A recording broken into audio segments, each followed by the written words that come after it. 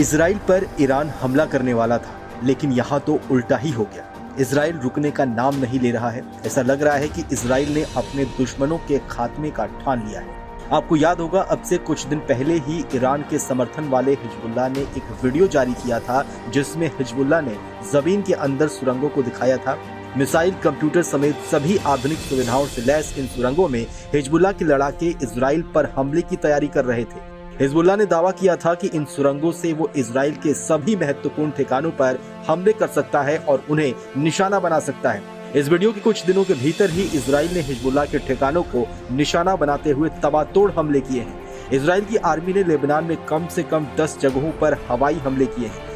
ये हमले लेबनान के गुट हिजबुल्लाह के ठिकानों को निशाना बनाते हुए किए गए हैं। गुरुवार को आईडीएफ ने कहा कि उसकी ओर से रात भर दक्षिण लेबनान में हिजबुल्लाह गुट के ठिकानों पर जबरदस्त तरीके से हवाई हमले किए गए हैं। इजरायली सेना ने दावा किया है कि उसके लड़ाकू विमानों ने दक्षिण लेबनान में 10 क्षेत्रों में हिजबुल्लाह के हथियार डिपो, गुट के लड़ाकों की इमारतों और एक रॉकेट लॉन्च पैड को निशाना बनाकर किया। इजराइल ने यह हमले बुधवार को हिजबुल्लाह की ओर से उसके कैटजरीन शहर पर 50 रॉकेट दागे जाने की प्रतिक्रिया में किए हैं।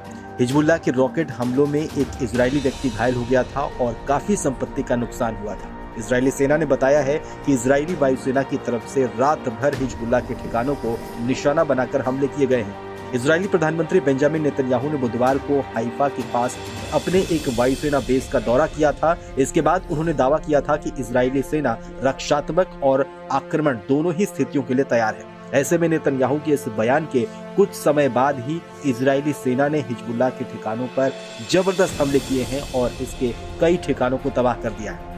आपको बताएं तो नेतन्याहू ने ईरान के द्वारा संभावित हमलों को लेकर भी कहा था कि अगर ईरान के हमले का पुख्ता खुफिया इनपुट मिलता है तो ईरान के पहले ही इजराइल उस पर हमला कर देगा।